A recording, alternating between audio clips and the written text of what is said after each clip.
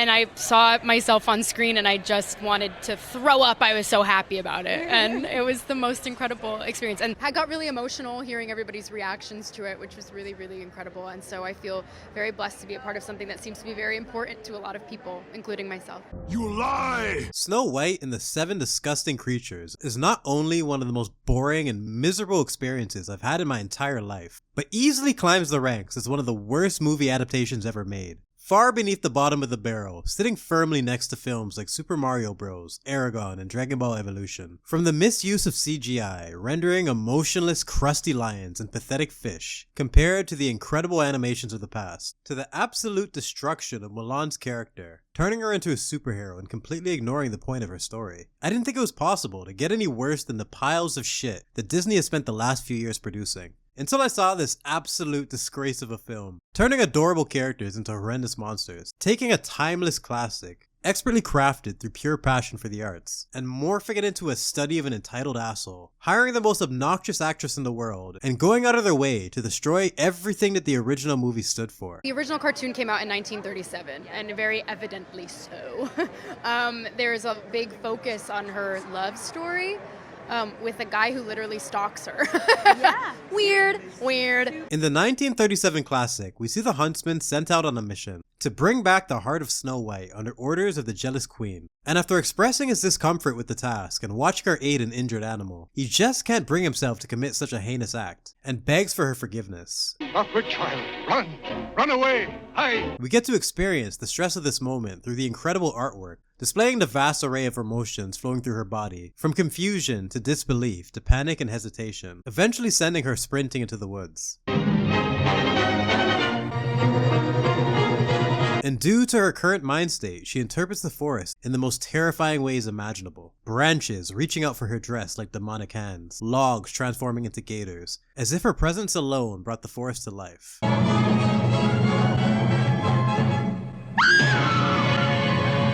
Overwhelmed and out of breath, she collapses and sobs on the floor. Only then, to her surprise, she is greeted by the creatures of the forest and welcomes them all with a song, as she asks her newfound friends to help her find a place to stay, leading her to a cozy house nestled deep in the woods. She fixes her hair like a proper princess and politely knocks on the door, and after getting no reply, she asks for permission to come inside. Pickaxe! A stocking too!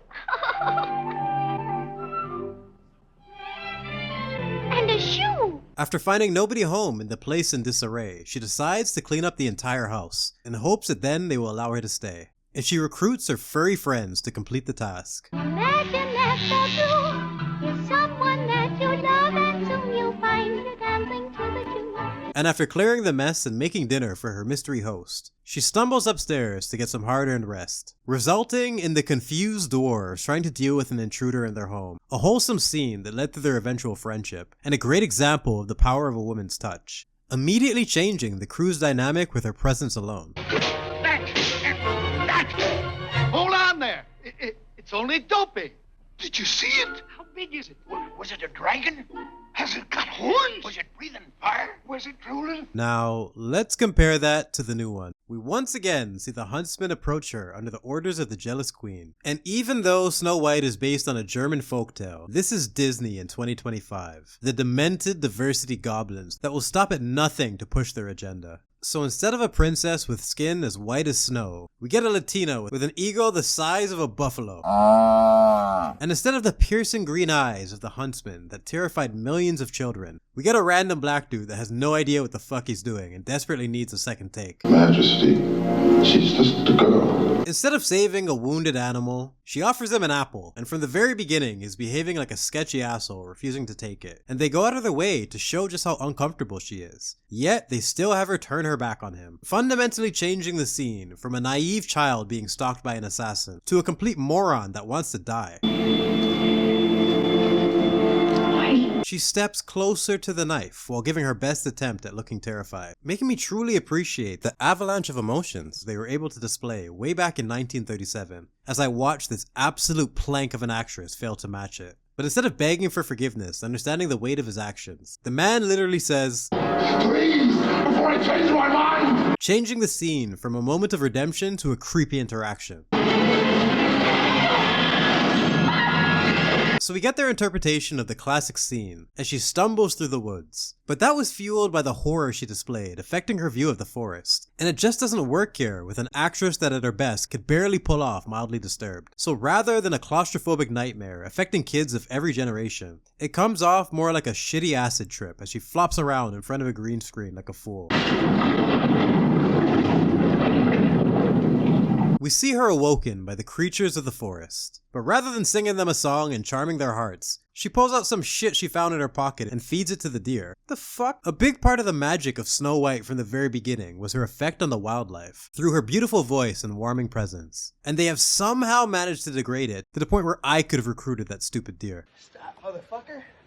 What's your deal? And instead of taking the time to bond and explain her plight, all the creatures of the forest immediately like her for no reason at all, and psychically know that she needs a place to crash. So they take her to a house that they know nearby. But unlike the original, highlighting her manners and grace, these motherfuckers just break in. No knocking politely on the door. No asking for permission to come in. The bitch doesn't even wipe her feet. They all just make themselves at home, and then she goes upstairs and knocks out in their bed, even though she just crawled out of a dirty river. Ew! Less than a half an hour into the film, and they've already screwed this up. How could it possibly get any worse? I hope it's off the door. What the hell is even that? After Dinklage took a dump on his dwarven brothers with a single comment and ruined their job opportunities, Disney decided to replace them with some of the creepiest CGI they could find, swapping the charming dwarves with these vile creatures, and probably scaring the kids they were designed to entertain, turning the adorable Dopey into a monstrous freak, and making the rest of them so boring and lame you could barely tell them apart. The boys get home from a hard day's work to a place that still looks like shit, and find a smelly asshole sleeping in their bed. And instead of earning her keep, just like the animals, they all immediately like her and want to help. She doesn't apologize for breaking in and stinking up their beds. She doesn't say thank you for letting her continue to stay. And to top it off, she makes them clean up the place to accommodate her while she sings and dances like a stupid muppet. Because the idea of a woman cooking and cleaning for a man is acid in the eyes of Disney writers, and they would rather butcher the entire point of the scene to make it all about her. That is Not going to be saved by the prince. She's not going to be saved by the prince, and she's not going to be dreaming about true love. She's dreaming about becoming the leader she knows she can be. And another example of the agenda coming before the character. Like in Mulan 2020, where instead of Li Shang, we get some pathetic loser sidekick because her learning from a man would have taken away her agency. Or how about a fresh dose of Rey for those who have forgotten her dynamic with Finn? He sees her getting attacked and tries to save her. Hey! But Rey beats up the evil man by herself. He tries to rescue her when she is captured. I will remove these restraints and leave the cell with the door open. And you'll drop your weapon? And I'll drop my weapon. But she frees herself and breaks out of jail, because Rey doesn't need no man. Traitor! He risks his life to try to defend her from Kylo. And she literally teaches herself the Force, steals his moment, and defeats the villain in the first film, and the second film. And finally in the third film, when he gets the upper hand, they bend time and space in order to cheat and make sure she wins. While Finn has done nothing but scream Rey the entire trilogy. I'm just here to get Ray. I'll go in and try to find Ray. The troopers will be on our tail. Ray! Ray! Where's Ray? Ray! Ray, I never told you Ray! What? Ray! Ray! Ray, come on!